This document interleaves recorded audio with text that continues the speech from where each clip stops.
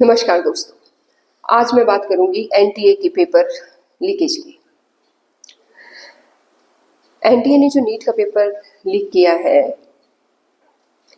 मुझे डाउट तो पहले से ही था कि ये जेईई मेंस और नीट जैसे एग्ज़ाम जो हैं, इनमें कौन सेलेक्ट होता है।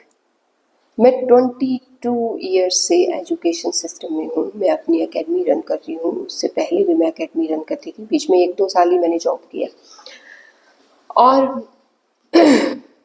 काफ़ी बच्चे मेरे हाथों से पढ़ करके निकले। दिल्ली में मैंने 4 साल ट्यूशन्स ली, +1 +2 10। हिमाचल में पढ़ाया, मोहाली में पढ़ाया, खरड़ में पढ़ा रही हूँ। और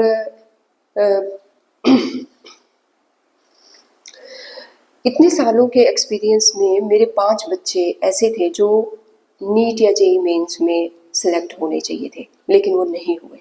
सिर्फ 5, 22 साल के एक्सपीरियंस में मैं 5 लेके चलती हूँ कि वो होने चाहिए थे और वो नहीं हुए। अंडर द यूनिवर्स जो उस तैयारी के लिए पढ़ना था, वो उन्होंने सब कुछ पढ़ा था। तैयारी भी अच्छी थी, पेपर भी अच्छा हुआ था, पर सिलेक्ट नहीं हुए। कौन है बच्चे जो सिलेक्ट होते हैं? एक लड़की ने तो सुपर मेडिकल रखा था और सुपर मेडिकल रखने के बावजूद अपने स्कूल में, चंडीगढ़ के स्कूल में फर्स्ट आने के बाद, 96% लेने के बाद, मैथ और बायो दोनों में 96 नंबर लेने के बाद वो लड़की सिलेक्ट नहीं हुई फर्स्ट ईयर में। सेकंड ईयर में उसने ड्रॉप किया और वो फिर सिलेक्ट नहीं हुई। कौन होती है सिलेक्ट? जो बड़ी एकेडमी ज्वाइन कर लेगा वो थोड़ा इंटेलिजेंट भी होगा और थोड़ा वो जैक लगाएंगे तो वो बच्चे हो जाते हैं। क्योंकि छोटी एकेडमी वाले जो टीचर्स हैं वो इतनी बड़ी पेमेंट नहीं दे सकते पेपर लीक करवाने की।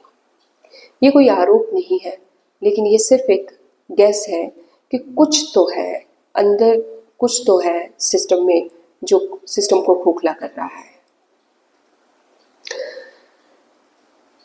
अब देखने में ये आता है, एक बच्चा जैसे मान लो पैक में सिलेक्ट हुआ है और दूसरा किसी और कॉलेज में, छोटे कॉलेज में सिलेक्ट हुआ है।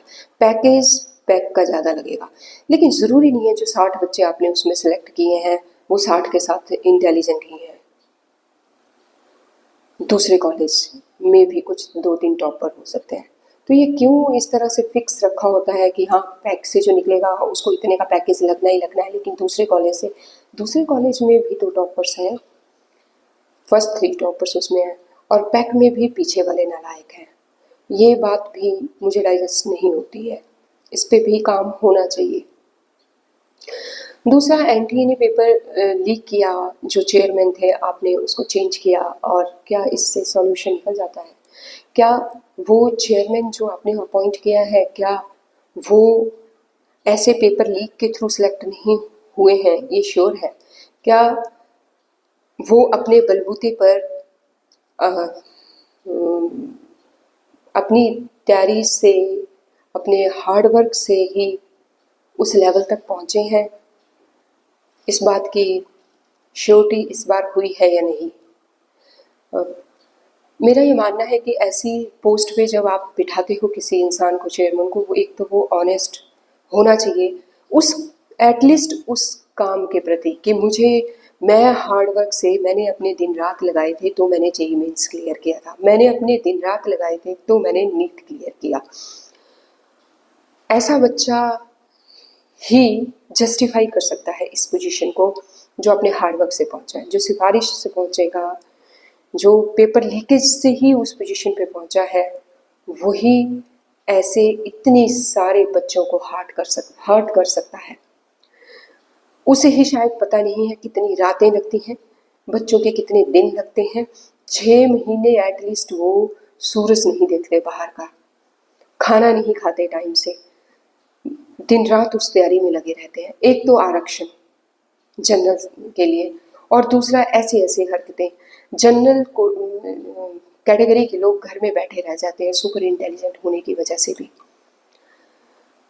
मेरा जितने भी चेयरमैन्स हैं, जितने भी एजुकेशनल इंस्टीट्यूट्स के आपने चेयरमैन बनाए हैं ऑर्गेनाइजेशन के, उनसे हाथ जोड़ के विनती है कि अपनी पोजीशन को जस्टिफाई करें।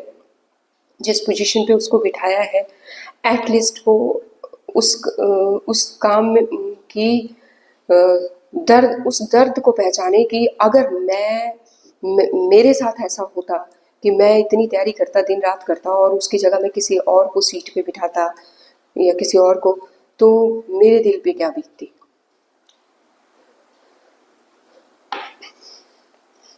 आई एम वेरी श्योर और पेपर भी लीक होते हैं,